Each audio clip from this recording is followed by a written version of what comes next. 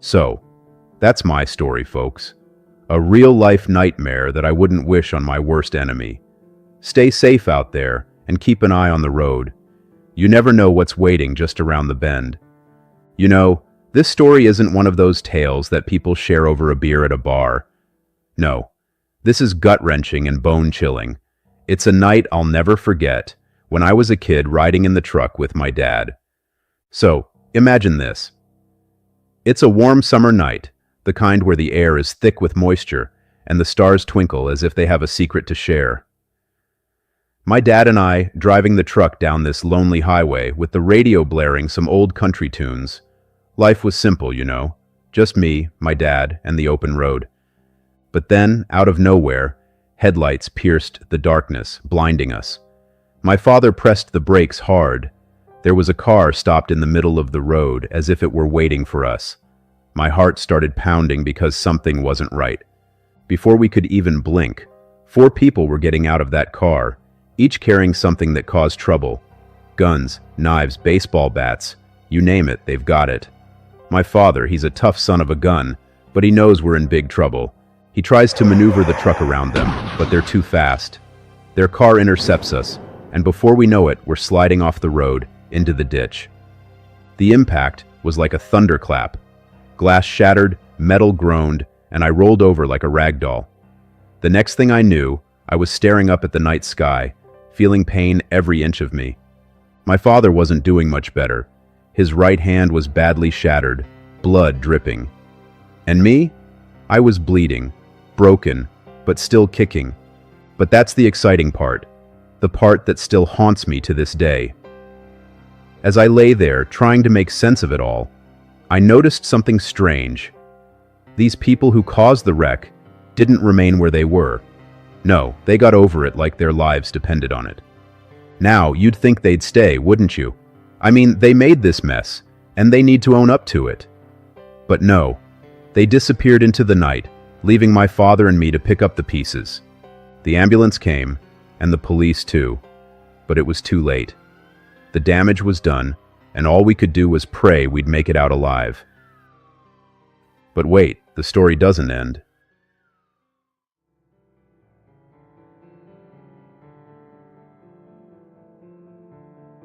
So, fast forward 10 years after that nightmare on the highway. Life wasn't exactly a bed of roses. My old man lost his job, and the compensation wasn't enough to keep us afloat. Seeing him struggle, especially with that busted hand from the accident, tore me up inside. Despite his age, he still had to deal with the pain and the limitations it brought. You see, I used to work at this remote factory out in the boonies, pulling night shifts like there was no tomorrow. When the factory bus wasn't running, I'd hitch a ride with the truckers heading back to town. It was a gamble, though. Sometimes they'd stop, sometimes they wouldn't. Those nights waiting by the roadside were like a game of chance. Sometimes a trucker would take pity and give me a lift after a few minutes. Other times, I'd be stuck out there for hours, my arm aching from waving them down. Most of them just kept on rolling, too busy with their own lives to spare a thought for some kid in need. One foggy night, it felt like déjà vu. I was out and about, probably working some extra shifts to make ends meet. The air was thick with mist, and I could barely see ahead. Then, out of the mist, a car appeared, its headlights cutting through the fog like knives. My heart skipped a beat as I noticed the driver wearing a mask. Instinct kicked in, and I darted behind a nearby tree, trying to stay out of sight. From my hiding spot, I watched as the car pulled up beside a big factory truck. There were 4 guys, and one of them. I swear I'd seen him before. Same movements, same hair, though I couldn't make out his face.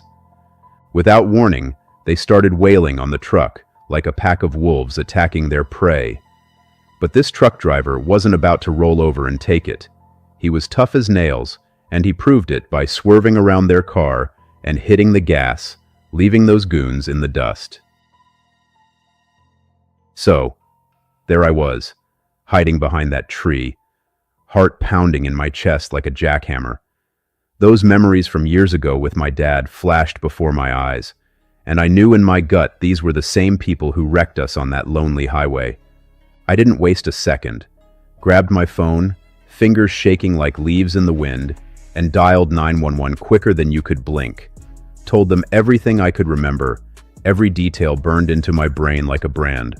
The cops didn't waste any time. They sprang into action, alerting every unit on the road to keep an eye out for that car with the license plate I managed to catch.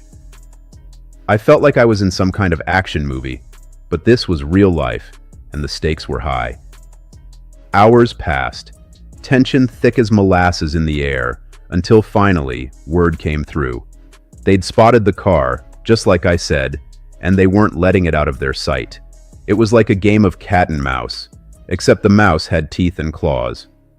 I watched from a safe distance as they dragged those punks out of the car, hands cuffed behind their backs.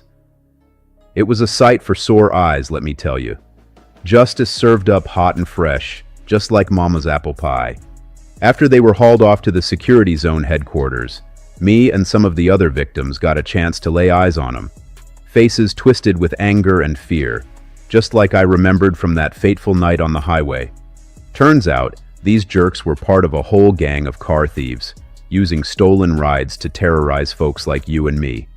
Knives, guns, you name it, they had it all up their sleeves. But now they were facing the music, and I couldn't help but feel a twinge of satisfaction. It was a long road to get here, full of twists and turns I never saw coming. But in the end, justice prevailed, and me and my dad could finally put that nightmare behind us. So, here's to keeping an eye on the road, folks. You never know what's lurking just around the bend. Enjoying the content? Subscribe now for more.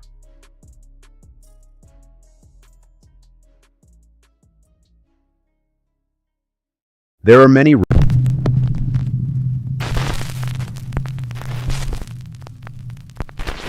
Top 5 ghosts caught on camera. When you see it. A mother is sitting with her 2 daughters while they eat. Suddenly, the oldest daughter becomes very disturbed and frightened by something she can see in the other room, even though there's nothing visible in the video. What? What?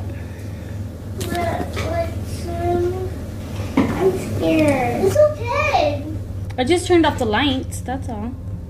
The mother remains calm, questioning her daughter as to why she is scared, but she receives no answer. The younger daughter looks back, doesn't see anything, and then laughs at how her big sister is seemingly scared of nothing.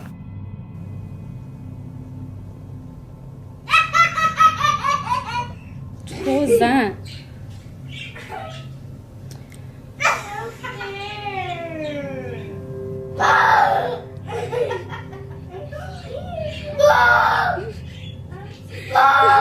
What are you doing? Oh, what, Nani? Look at me. What are you scared of? The fish? Oh, the fish died. What? Angel's sleeping already. It's raining, girls. No. Nani, are you almost done eating?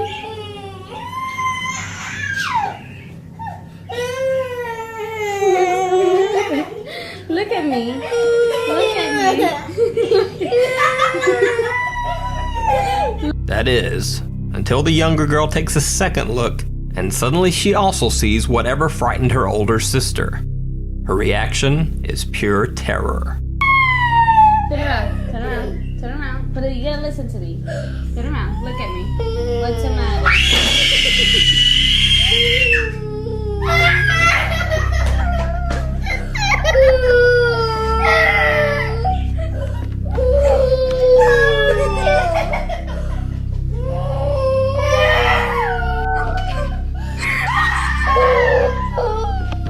The video uploader Angel Ruiz says that both girls claim to have seen a ghost in the other room, even though nothing strange was visible to their mother or captured on video.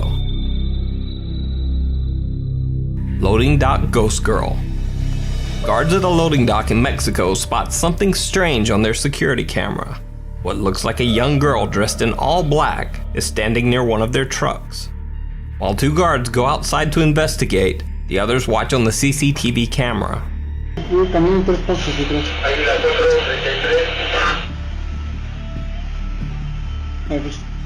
Adelante. ¿dónde? Adelante. Caminen hacia atrás 3 pasos. ¿Te lo ves? Exactamente está a su espalda y ustedes ahí me ven. ¿Ya viste?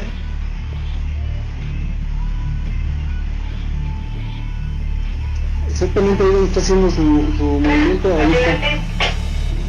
Diles. Adelante, lo escucho. Ya le abrí aquí la malla al 37, lo dejo que pase para del otro lado, lo acompaño al portón y lo dejo que vaya, ¿o qué hago? No hay nada. Hasta ahí está don Enrique y Cristian. Está atrás de ti, Enrique. Ahí. Ya la abrazaste. Despite the girl being visible on the security camera monitor, the guards on the lot can't see her, even though she is standing right beside them. While the other guards inside try to direct them to her location over the radio, the guard shines his light around, but they both still seem to see nothing. It almost looks as if the guards believe that they are being pranked by the other security guards inside at the CCTV monitor. Creepiest of all, as the guards search, they seem to pass right through the girl, and one guard's flashlight shines right through her body as well.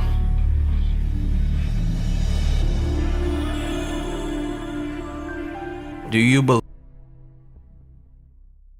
The next case is much more modern and follows a young girl named Kanika Jenkins.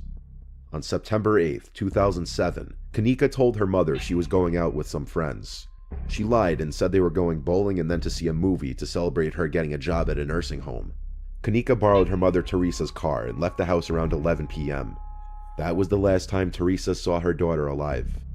Kanika was born on May 27, 1998, in Chicago. She was a smart and responsible girl with a bright future according to friends and family, and she had a very good relationship with her mother.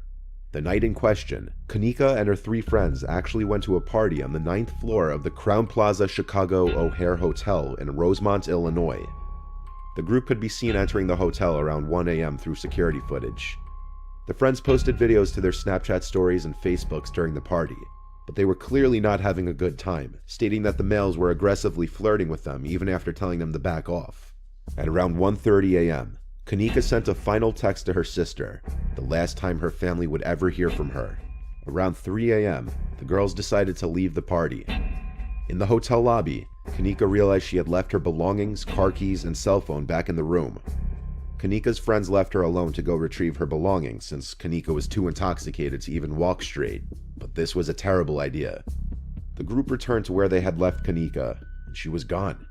The friends searched the hotel trying to find her, but had no luck.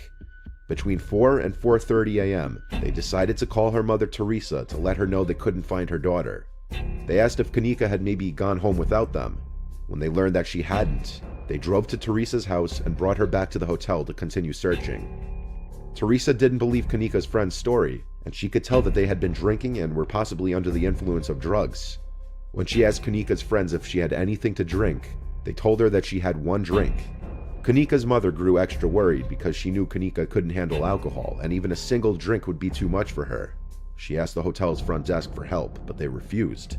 She requested to see the security footage, or for a security officer to look at it to figure out where her daughter had gone, but they told her only the police could look at the tapes. At 7:15 a.m., Teresa called 911 about her missing daughter, but at this time, the dispatcher told her that Kanika was probably passed out drunk in a random hotel room and to go home, relax, and give it till morning. The next day, Kanika was officially reported as missing, and a police investigation began around 1:15 p.m. the next day, on September 9th. Hotel staff claimed they looked at the security footage and didn't see anything, oddly enough. You're about to hear why. Police searched the hotel and surrounding areas, but came up with nothing. Around 10 p.m., an officer decided to look back through the security tapes in case something was missed. Sure enough, he discovered Kanika stumbling around the hallways of the hotel lobby around 3:20 a.m., and she was so intoxicated that she could hardly walk. After this, the police sent out a second search team to follow her last known steps. After stumbling her way through multiple floors and hallways, Kanika found her way to a kitchen that was under renovation and not in use. The last known footage shows her walking through this kitchen back towards the freezer. This freezer had a cooler in front with a second door leading to the freezer area. The video does not show her walking into the freezer, but it's speculated she opened the door, walked in, and never came out. Police found her frozen solid dead body inside of the freezer. Others speculate that the hotel had something to do with her death, and that her placement in the freezer is a cover-up. Some people believe she was lured into the freezer by someone working at the hotel and locked her in. Some say she was killed off camera, put in a black garbage bag, and dumped into the freezer to make it look like she stumbled into the freezer on her own. A lot of people believe the hotel might have had a motive to cover up whatever happened to her, because the party being held at the hotel was paid for using stolen credit cards, and there was underage drinking and illegal drugs inside the room. The hotel knew about the party, as they had received several noise complaints but did nothing to stop it. Was the hotel trying to hide the truth about Kanika's death so they wouldn't get in trouble for having an illegal party at their hotel? Or was her death simply an accident? Perhaps more details may come to surface one day that may give a definitive answer.